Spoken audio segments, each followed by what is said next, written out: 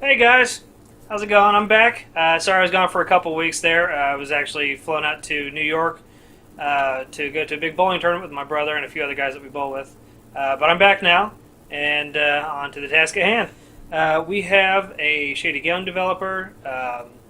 There's a Monster Hunter movie, hobos and video games, and Xbox is now taking care of its less than fortunate fans. Let's talk about this.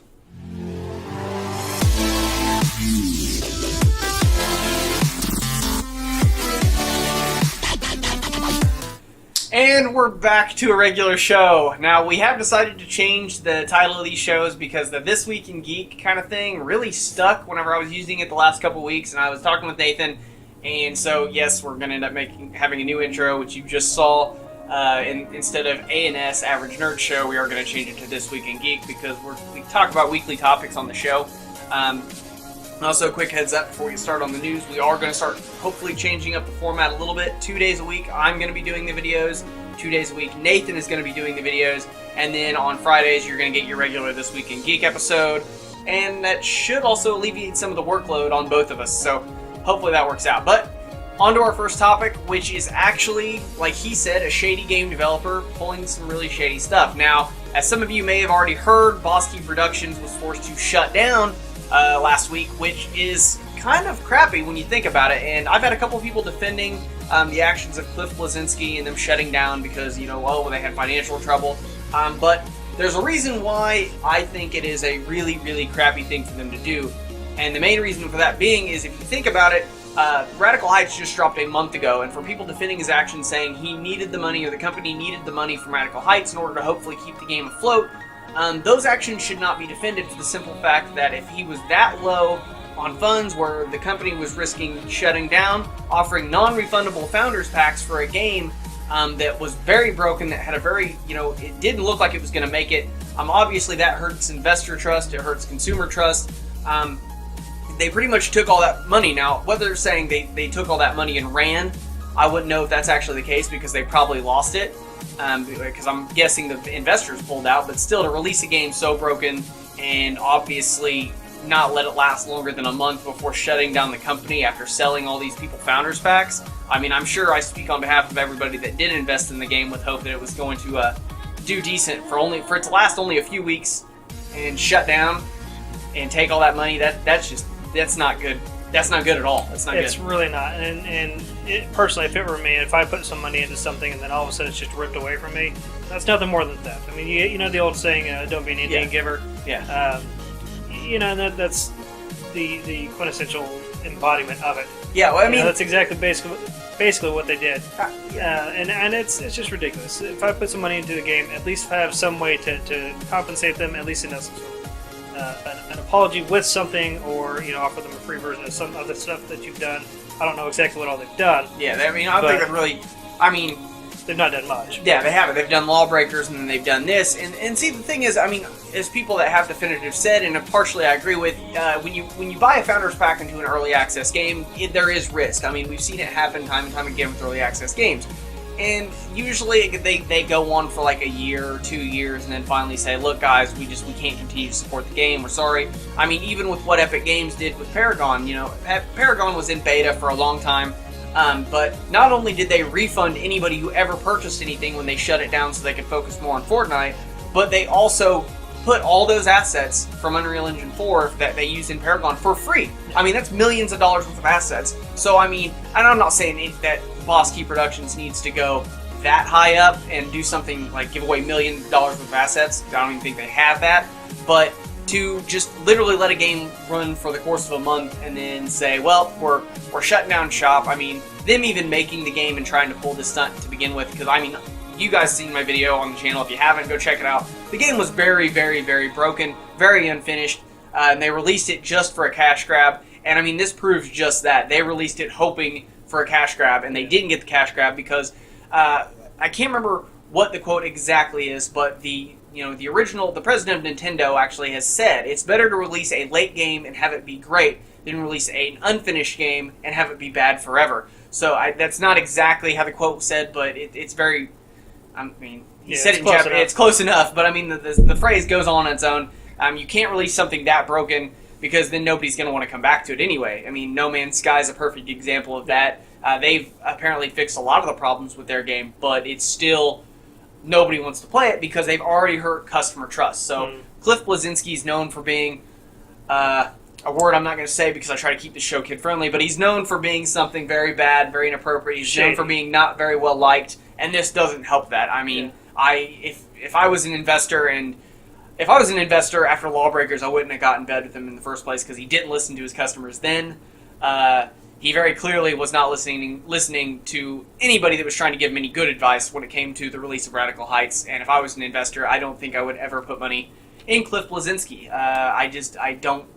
I don't have. He's hurt me as a customer, and if I was an investor from a business standpoint, no, thank you. I wouldn't bother doing business with the guy. No, he's hurt himself for the future, and it's set in stone now.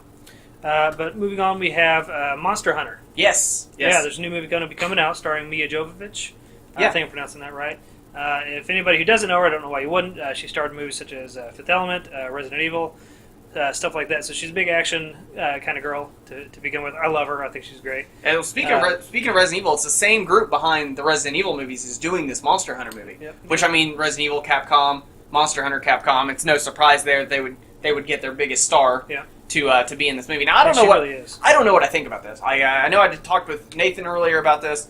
The Monster Hunter franchise is awesome, but the fact is, I don't really see it doing well as a movie. I mean, video game movies in general don't do very well most time because they don't carry over the actual good parts of the story as well or better than the games do. I mean, well, it's the same kind of effect that it has with books. You have so much story that you have to cover. It's almost impossible to concentrate the essential parts of the story into such a short amount of time. Now, the one good thing about this, with them doing Monster Hunter and doing it as a movie, is that their hands are not tied as much as far as story goes. Because Monster Hunter, for the most part, I mean, you go out, you hunt monsters, you collect parts, you make gear. I mean, they can kind of do their own thing with this, and that could end up turning into a really good movie, as opposed to with like Resident Evil, and they were trying to their hands weren't tied a lot, but they were still trying to follow a basic pattern with the game. And with Assassin's Creed, there's a lot of story and depth there that they failed to follow through on without making it boring. I mean, Assassin's Creed was boring, so hopefully they can pull this off. I mean, I'm gonna see it, and I'll hold all my judgment at the door until the movie actually comes out and I've seen it, and I make a judgment call then.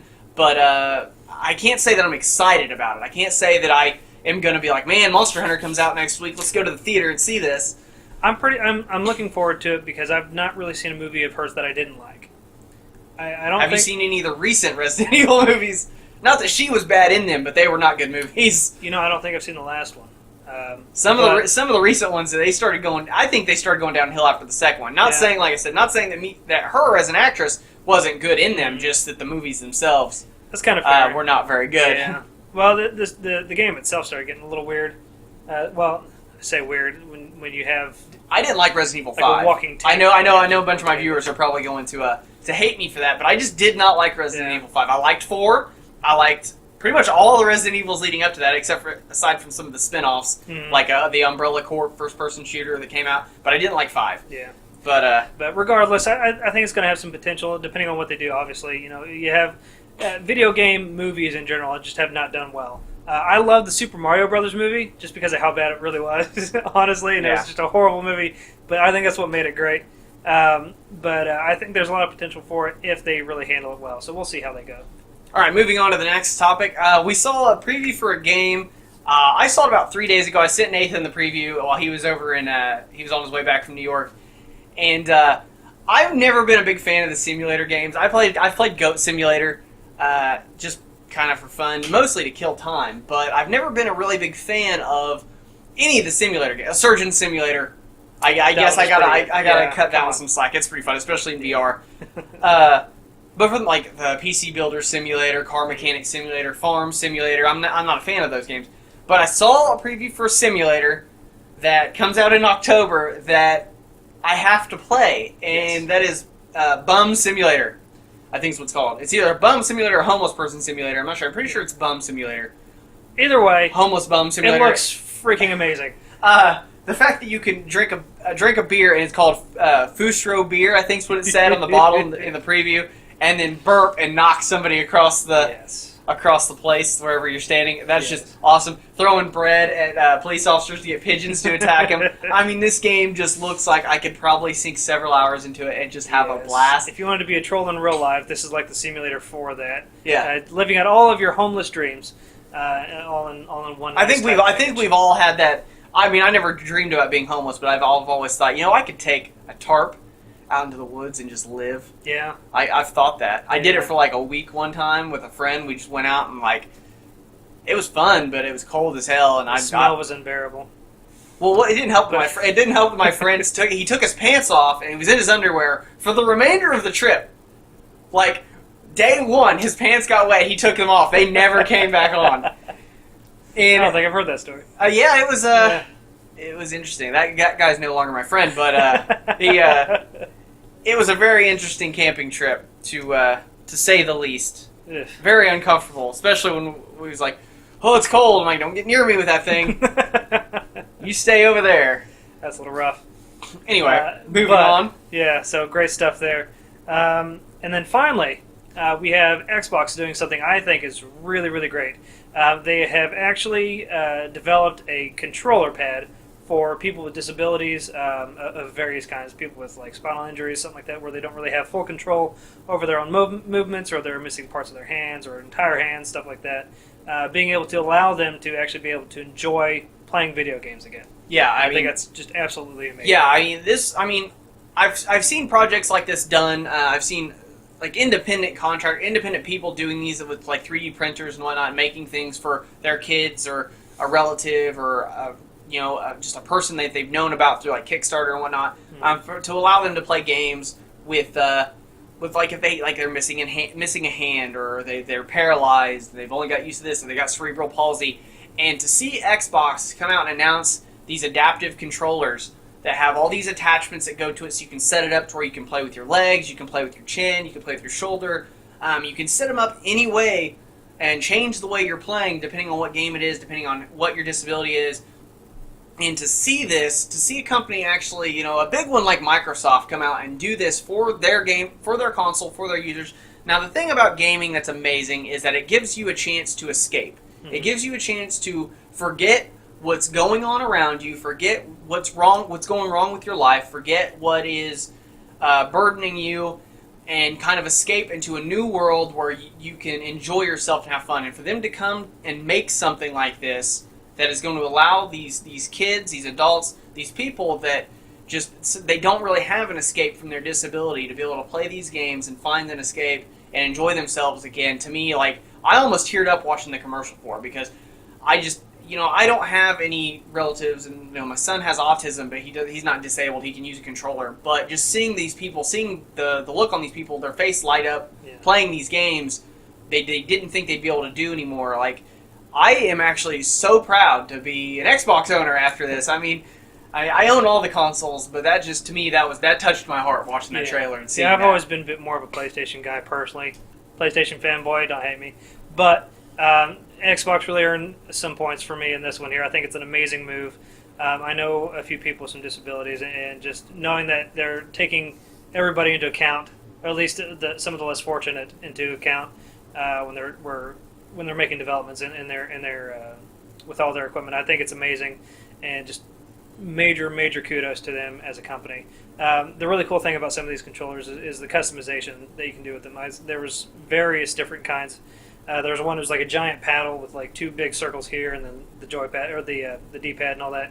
Another guy, he had a button on his chest where because he couldn't use any pressure with his hand, so he'd have to either move his hand around on a big joystick or press down on what looked to be like a giant lever or something. Yeah, it almost looked like he had a button in the palm of his hand, and that way he could just let the weight go on his hand to push the button.